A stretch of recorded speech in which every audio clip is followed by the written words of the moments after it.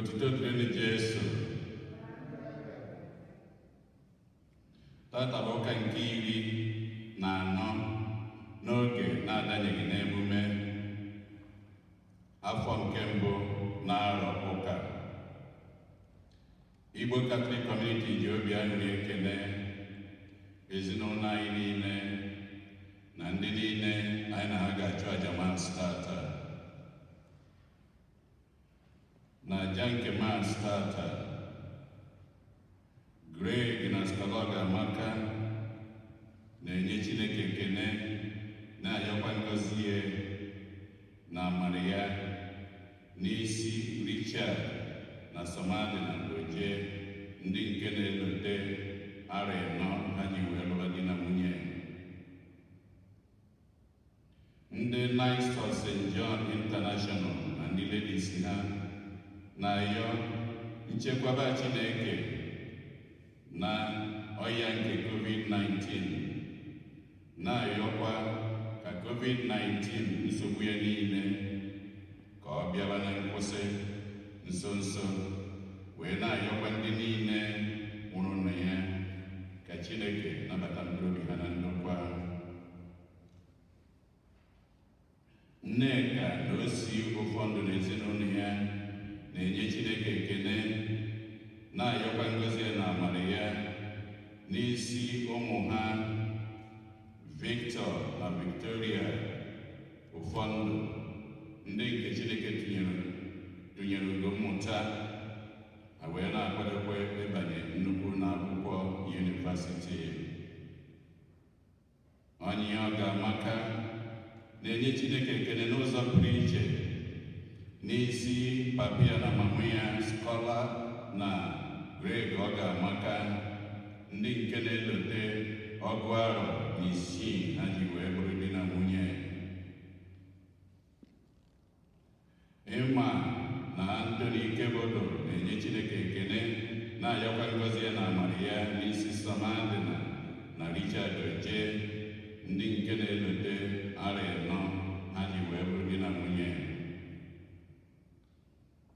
CY na Meg Omakụ na ezinụlọ ya na-enyekwa Chineke ekele, na-ayọ ngọzi ya na amara ya n'isi Greg na Scalog Amaka, ndị nke na-elotekwa ọgụ arọ 6 ha ji wee bụrụ di na nwunye.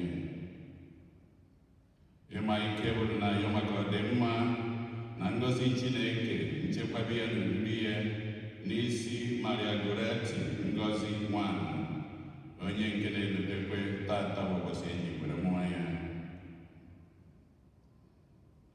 Greg na Scalog Amaka na-ayọ ngọzi Chineke na amara ya n'isi Oluchi Felicity Anọm, onye nke na-elote mgbe eji kwere mụọ ya.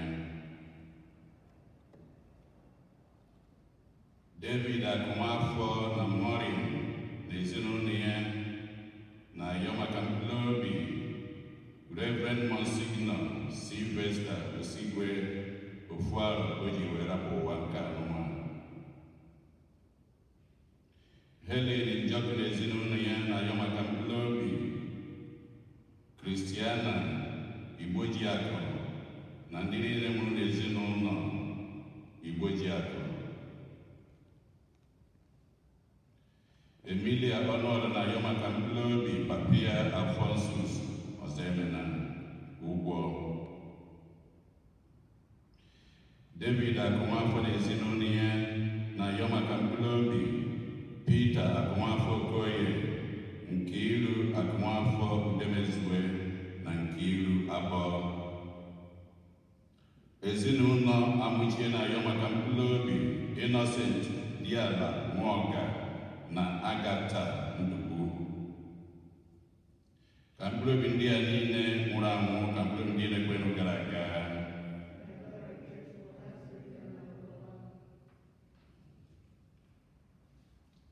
Onye isi nchụaja na aja nke Mass tata bụ ụkọchukwu anyị Peter Umeobi, Jude Umeobi. Kịta ka anyị were aṅụrị n'okwukwe chịkọta ọnụ na ukwe.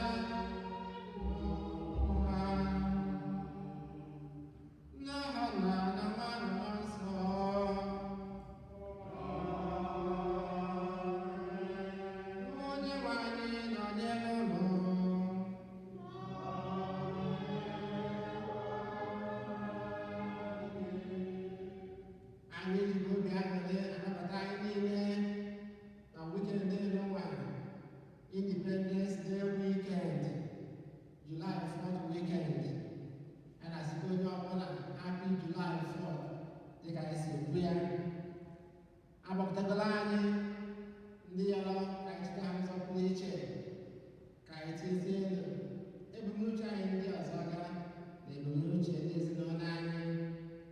Yọkwa Chineke na nsogbu ụwa nọ n'ime ya bụrụ nke ga-akwụsị nso nso.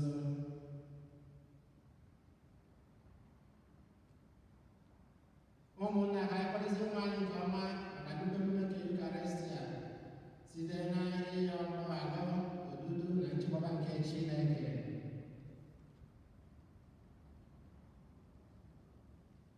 Onye bịara n'ụwa ịzapụta ndị dọwara ndụ ha, onye nwe anyị mee ebere. Onye bịara n'ụwa ịzapụta ndị mere njọ, Kristi mee ebere. Onye dị n'aka nri na ayọtara anyị tupu anyị yọọ, onye nwe anyị mee ebere. Ka Chineke jide niile emere anyị ebere, gbaghara anyị njọ anyị, dudu anyị na ndụ ebere.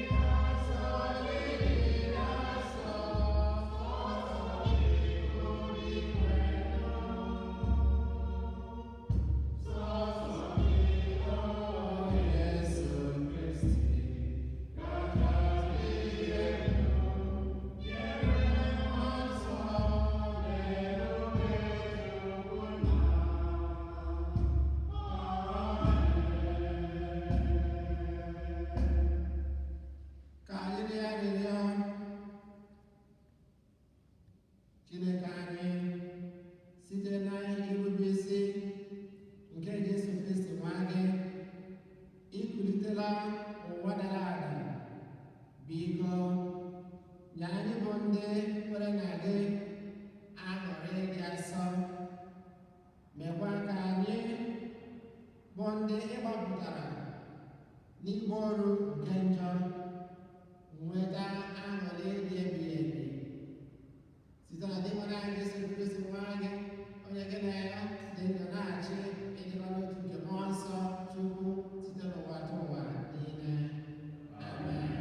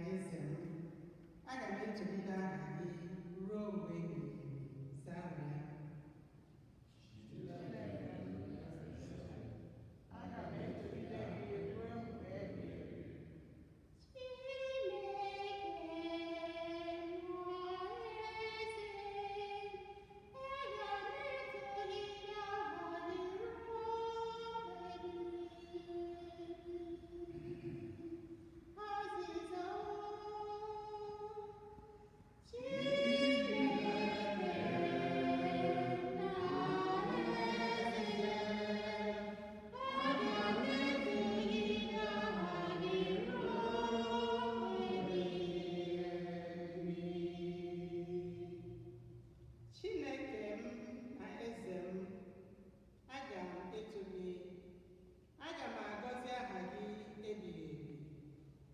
Aga m eto gị kwa ụbọchị kwa ụbọchị. Aga m eto aha gị ebighị ebi ebighị ebi.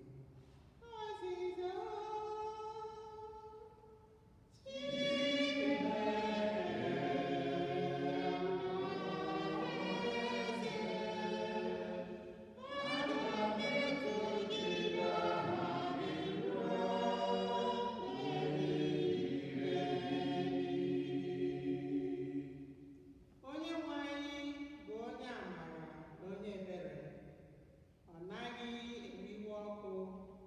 obiọma ya ebuka.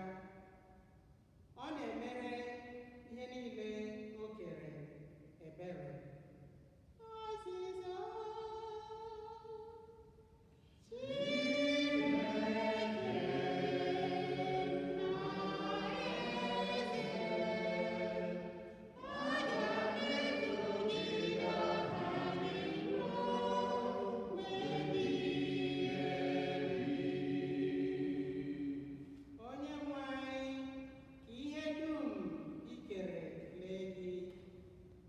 ka ndị kwere na gị too gị, ha kọọ akụkọ ebube nke alaeze gị, ha kwuo okwu banyere ịdị ike gị.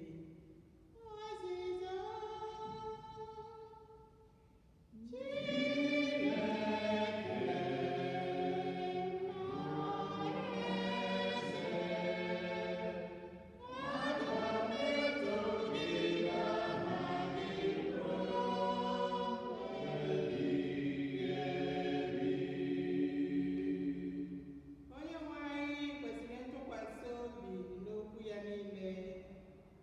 ọ dịkwa asọ n'ọrụ aka ya niile.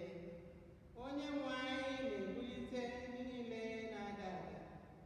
Ọ na-ekulite ndị niile huru ehuru. Ọzịza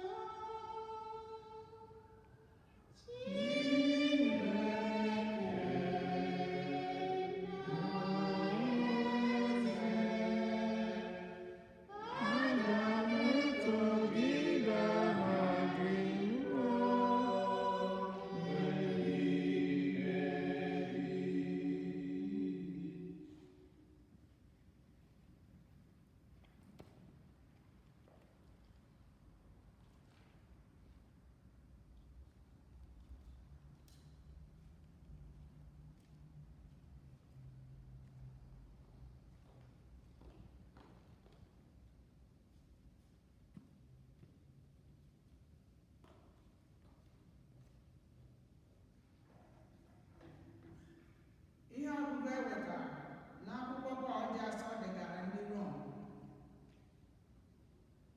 Ihe unu chọrọ abụghị ihe nke anụ ahụ, kama ihe nke mmụọ, ebe ọ bụ na mmụọ Chineke dị n'ime unu. N'ezie, ọ bụrụ na unu enweghị mmụọ nke Kristi, unu abụghị ndị nke ya. Ọ bụrụ na mmụọ nke onye ahụ bulite Jesu n'ọnwụ bi ebi n'ime unu, ọ pụtara na onye ahụ bulite Jesu n'ọnwụ esite na mmụọ ya were ndụ ya nye ahụ unu nke pụrụ ịnwụ anwụ. Ụmụnna m, n'ihi ya, o nweghị mkpa ọbụla ọ dị irubere onwe anyị nke bụ anụ ahụ isi, ma ọ bụ ibi ndụ nke anụ ahụ. Ọ bụrụ na unu ebibe ndụ dị otu a, unu ga-ala n'iyi. Ma ọ bụrụ na unu were mmụọ nsọ pịgbuo mmerụ nke anụ ahụ, unu ga-adịkwa ndụ. Okwu nke ose bụrụ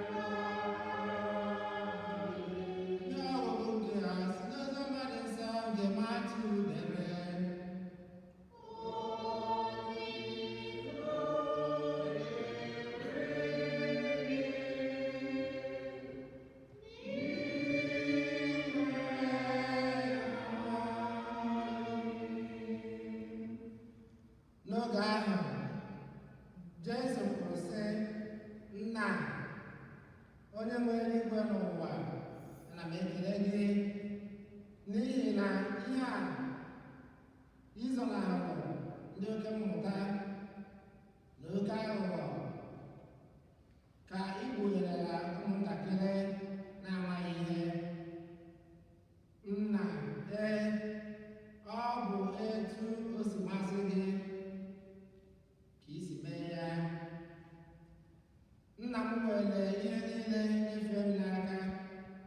O nweghị onye ma onye nwa bụ ma ọ bụghị sọ nna. Etu o si bụrụ na o nweghị onye ma onye nna bụ ma ọ bụghị sọ nwa, ma ọ bụ onye ọbụla ọ sọrọ nwa igosi ya. Bịakwutenụ m, ụnụ ndị niile na-adọgbu onwe unu n'ọrụ, ndị bụkwara ibu dị arọ, aga m enye unu ezumike. Nyaranụ ibu m n'ubu unu, mụtakwanụ ihe site n'aka m, maka na adị m nwayọọ dịkwa umeala n'obi. Mmụọ unu ga-achọta ezumike. N'ezie, ibu m dị mfe, ibu m adịghị arọ. Oziọma nke ose bụkwa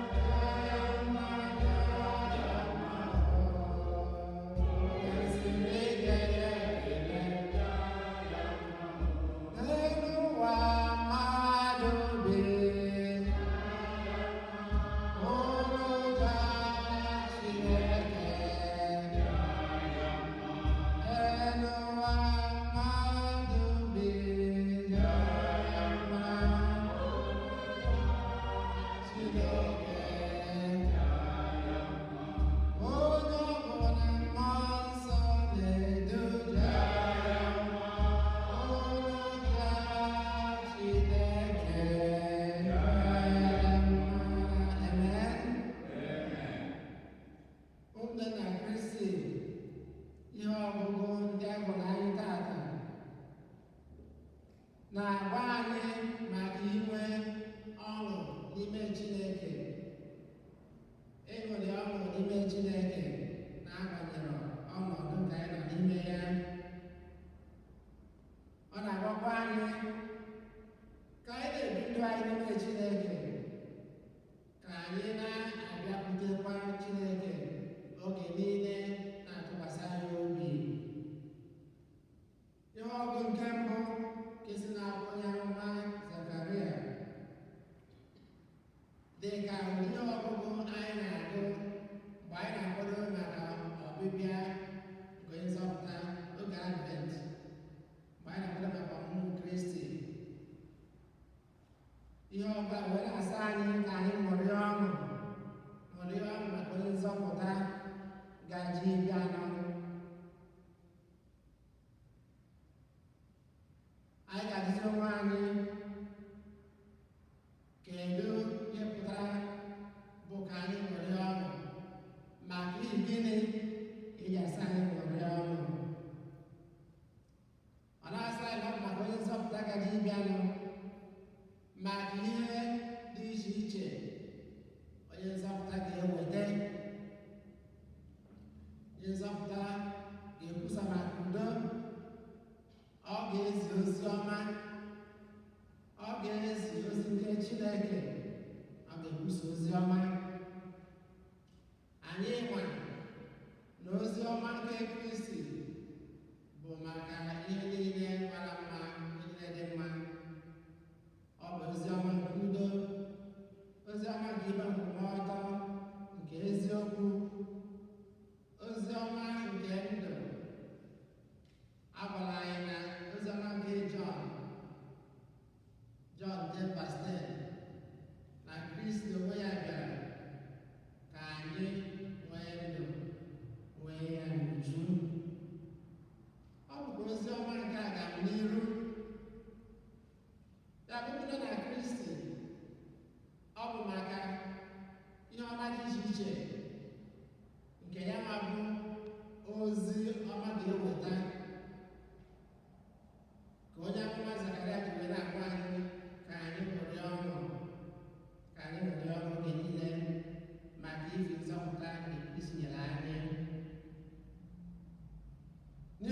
nke abụọ nke si n'akwụkwọ ozi Pọl degara ndị Rom a gwara anyị ka anyị bụrụ ndị mmụọ nke Chineke na-edu, ndị mmụọ nke Chineke na-edu. Ya ka anyị jikwa n'ugbo wee sị onye ọbụla mmụọ nsọ na-edu megide jaa Chineke mma, jaa Chineke mma. Ihe ọ gwara anyị ka anyị mmụọ nsọ ohere ka ọ na-edu anyị, n'ihi na ọ bụ mmụọ nsọ, mmụọ nke Chineke na-enye ezigbo ndụ. Ọgụ nke abụọ gwara anyị ka anyị rapụ ị na-achọ sọsọ maka ihe nke anụ arụ ma ọ maka ihe nke ụwa, kama ka ihe gbasara Chineke na-agụ anyị agụụ oge niile, ka anyị bụrụ ndị nke Chineke n'ime mmụọ na n'eziokwu. N'ozi ọma nke Maatụ nke anyị bụ taa, dị nwere anyị Jesu Kristi nyere anyị nnukwu okwu ntasi obi, okwu ịgba ume. Ọ kachasị mgbe anyị nọ na mba na mgbe anyị nọ n'ihe nsogbu. Jesu kwuru sị, bịakwutenụ m unu ndị niile na-adọgbu onwe unu n'ọrụ, ndị bụkwara ibu dị arọ, unu ga-enwetara onwe unu ezumike. Ụmụnne na Kristi, anyị ma na enwere ọtụtụ nsogbu n'ime ụwa nke anyị nọ n'ime ya. Enwere nsogbu dị iche iche, ọkachasị oge ugbu a nọ na nsogbu nke COVID ka bụ nnukwu nsogbu na-echere aka mgba. Enwekwara nsogbu nke ọrịa dị iche iche, nsogbu nke agụụ, enweghị ọrụ, enweghị ụlọ ebe obibi, ọkachasị n'akụ ụwa dị iche iche. A na-enwekwa nsogbu nke ezinụlọ na nsogbu ndị ọzọ ga. N'ime nsogbu ndị a niile, kedu onye anyị ga-atụkwasị obi? Kedu onye anyị ga-agbanyekwu? N'ime nsogbu ndị a niile, dị nwana Jesu Kristi wee na-agba anyị ụbọchị taata ka anyị bịakwute ya, na ya ga-enye anyị ezumike. Nke a bụ nnukwu okwu nkasi obi na okwu ịgba ume nye anyị. Ya bụ ka ihe ọ na-amasị ụbọchị taata maka amara, ka anyị nwee ike ị na-enwe ntụkwasị obi n'ebe Chineke nọ, ma ọ dị mma ma ọ dị njọ, na-enwe ntụkwasị obi oge niile. Anyị na-ebekwa n'ụbọchị taata ka Chineke na-agọzi anyị ma na-echekwaba anyị site na Kristi onye nwe anyị. Amen. Ka anyị kwụsie ọtọ kwupụta okwukwe anyị. Ekwe n'otu Chineke na Chineke niile, ebe n'eluigwe na ala, elu ma na anya na ala na anya, otu onye nwe anyị Jesu Kristi,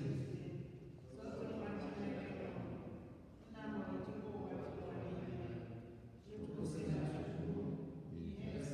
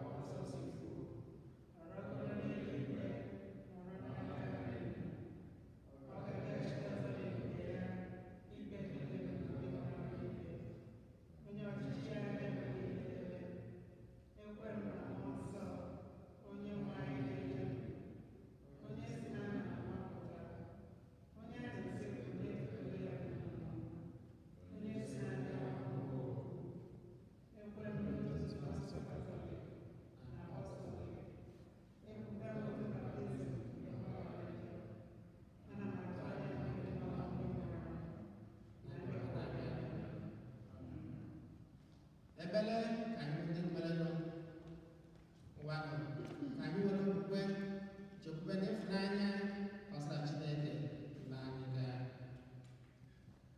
Maka ndị otu Kristi ka ha jupụta na mmụọ nsọ were na-arụ ọrụ dịka ezigbo ndị odibo Kristi.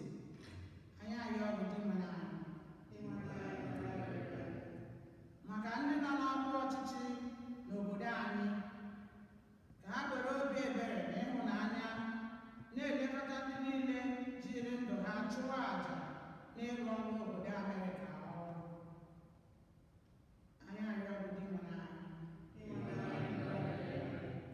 Maka ndị niile na-arụ ọrụ ichekwa ndị obodo, ọkacha ndị uwe ojii, ndị ọchịagha na ndị na-egbochi ọkụ ọgbụgba, ka Chineke chekwaa ha ma tụlata ha n'ụlọ ha n'udo na-enweghị nsogbu ọbụla.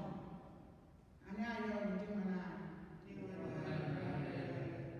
Maka ndị niile nọ na nsogbu dị iche iche ka ha nweta enyemaka ha na Kristi onye na-eme ka ibu dị arọ dị mfe.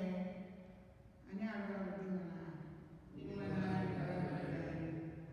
Maka ndị ọgbakọ okwukwe anyị a bụ St. Eugene, ka mmụọ nsọ na-edu anyị n'ịgbawanye n'okwukwe na ike n'idu onye nwe anyị. Anyị arịọ ọrụ dị nwere anyị. Maka ndị nwụrụ anwụ, ọkacha ndị anyị na ha na-echeta n'ụzọ pụrụ iche na Maasị taata, ndị nwụrụ n'ọgbakọ anyị na ọdachi dị iche iche ka ha keta oke na ebere Kristi. Anyị ayọ ọrụ dị nwere anyị. Ebele ime obi ka anyị gazie isi nkọta Chineke mgbe anyị dị ọzọ gaa.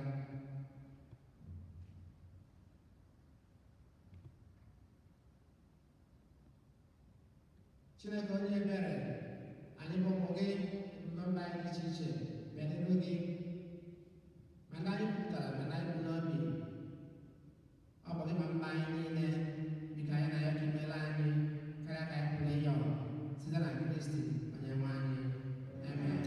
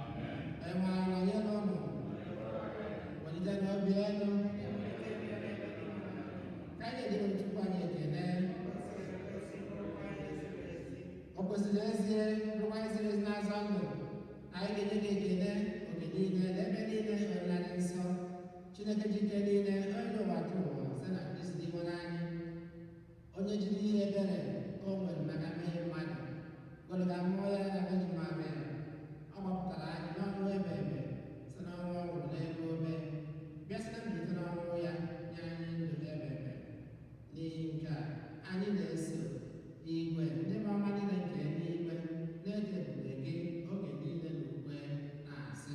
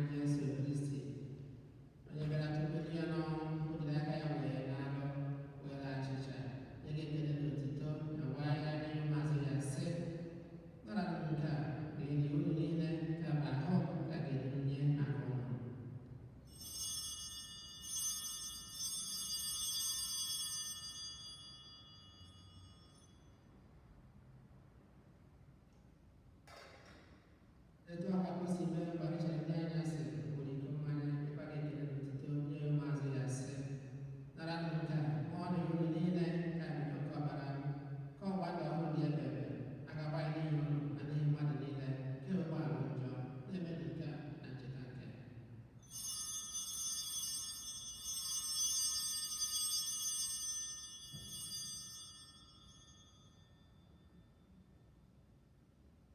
ka anyị kwupụta na onye omimi nke okwukwe anyị na-eme ugbu a.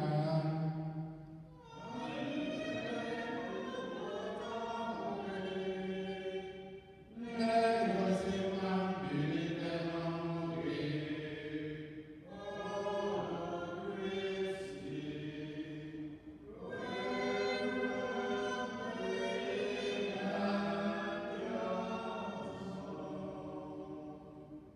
Nna, na ncheta nke ọnwụ na mbilite n'ọnwụ nke nwa gị, anyị ebunyegachi nke ndụ n'ike oke nzọpụta. Anyị na-ekele gị n'ihi na i kwere ka anyị dị mma ịpụ n'ihu na-efe gị. Anyị ji ume a na-arịọ ka anyị bụ ndị na-anata ahụ na ọbara nke Kristi bụrụ otu site na njikọ nke mmụọ nsọ. Nna, cheta nzukọ gị gazuru ụwa niile, mee ka ịhụnanya gị jupụta ya. Gọzie Popu anyị bụ Francis na Archbishọp anyị bụ Jose na ndị ọka gị niile. Cheta ụmụnne anyị iji okwukwe wee gaa n'ezumike nke ọnwụ.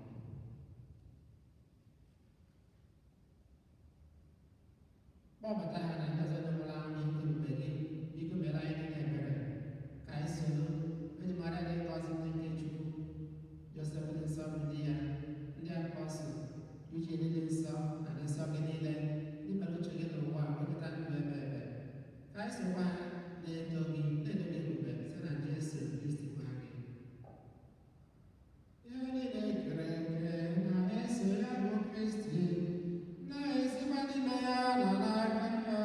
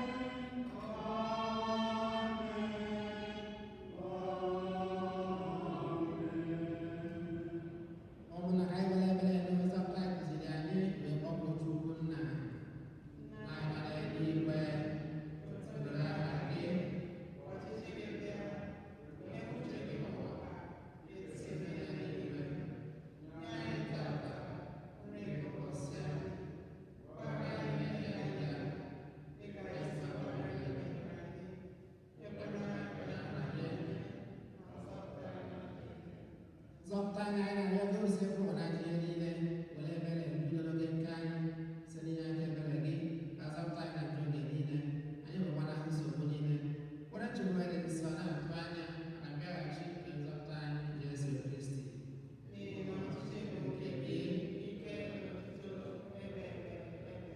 onye nwaanyị Jesu Kristi ụgbadị apọstọl gị dịka na ha bụ obodo nke mkpa m na-enye ụlọ edekwara ya na nje anyị kama lekwasị anya n'ugbo nke nzukọ gị nye ya udo na ịdịkọ n'otu mgbe niile uche gị siri chọọ gị bụ onye dị na-achị ebe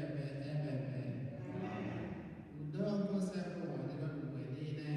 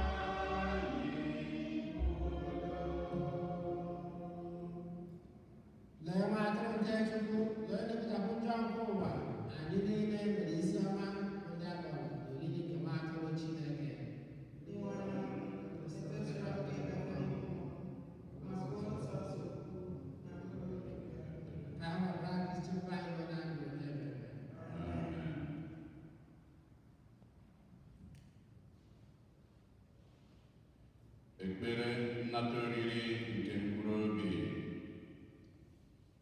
Jesu nke m, ekwesịrị m ike n'ezie na ị nọ na sakramenti Eucharistia dịgasịrị nsọ. Ahụrụ m gị n'anya n'obi niile karịsịa ihe niile.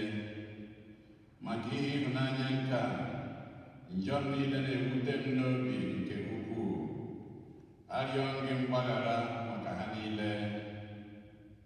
Ọ na-agụsi m ike n'obi ịnata gị, ebe m enweghị ike ịnata gị n'ezie ugbu a. Biko, batụnụ n'ime obi m ka ị bụrụ nri nke mkpụrụ obi m. Ejikọ mmụọ m ọnụ na nke gị ugbu a. Ekwekwana ka m kewapụ onwe m n'ime gị. Amen.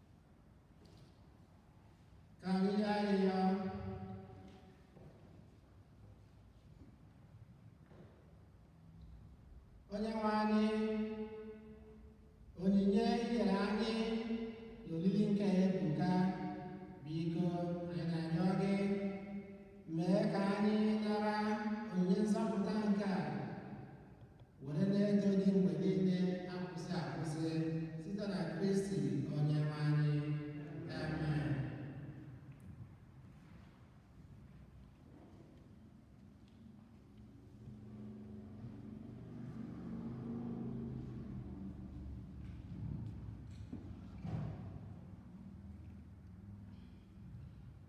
Anyị nwere obere ọkwa one anyị na-eletara anyị niile envelopu anyị ka anyị nwee ike na-eyuzi ya. Ndị enwekwaghị ike ịchọ ịbịa na parish ebe anọ tinye envelopu tinye ya na mail. Nke ka mfe ijee na webụsaịtị anyị bụ steugenieparish.org, steugenieparish.org. St bụ St, Eugene Parish, no space.org. Ọnya bụ webụsaịtị anyị. Ije ebe ahụ jee nye onyinye nke gị. Ọ bụghị ije tụfuwe stampụ, ọ bụghị ịchọ ọma ndị post ọfisi ma ha jere eje. Ọ bụrụkwana gị nwa ise ka ị gbafuo fuel bịaba ebe ahụ mọtaim. Ịchọ ka ọ dịrị gị mfe ijee na webụsaịtị. Ịchọkwa na ịkpagharị ibi ebe a tinye.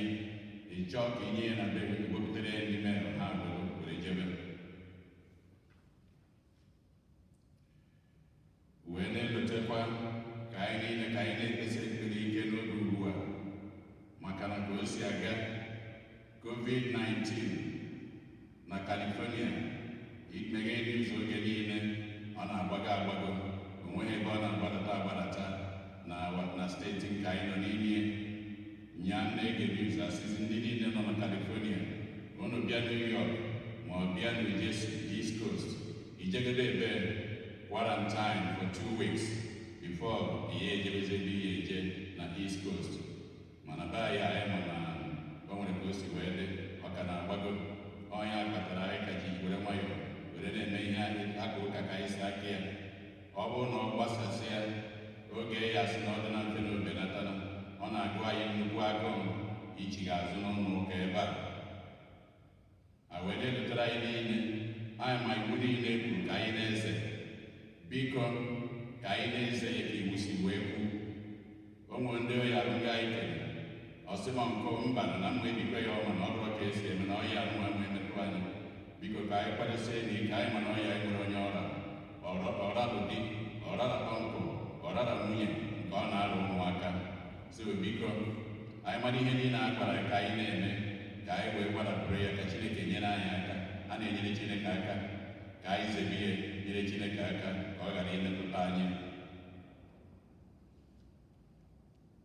Ofu onye otu anyị bụ Anthony Ekeagwụ, nwunye ya bụ Violet Ekeagwụ na ụmụ ya. Mr. Ekeagwụ na onwe ya rapụ. Anyị nche aka na ebe a ka ụka were jebe ụlọ na March, beginning of March. Ụzọ mechigide ya ma anatarazi n'izu ụka agwụrụ o wee rapụ.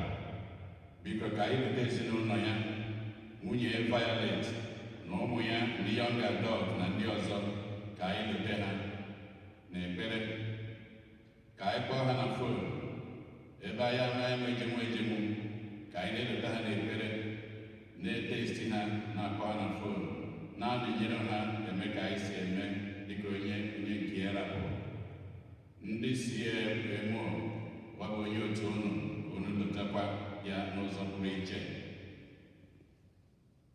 Anyị were ohere wee na-ekene onye ọbụla oge ugbu a, onye ọbụla nọ na biya, mana anyị dịka ọnụ na ekpere nke ka anyị na-ekpekwara onye ọbụla n'ime anyị, ka anyị na-ekpekwara ụkọchukwu anyị bụ Fada Jude Umeobi, were na-ekenekwa ya ka anyị kọpụrụ ya aka.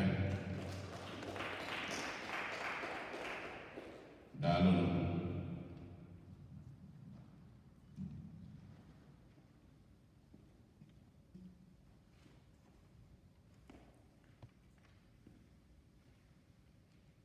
anyị na-ekelekwa ndị parish anyị niile ya na ndị niile nọnyere anyị na jamasị ụbọchị tata wee na-ayọba maka ngọzi mgbaziri n'odudu nke Chineke isi anyị ncha site na Kristi Onyenwe anyị. Amen. Onyenwe anyị nọnyere ụlọ ka Chukwu ji ike niile gọzie ụlọ Nna na Nwa na Mmụọ Nsọ. Misa akwụsịgo ka anyị na-agba n'udo.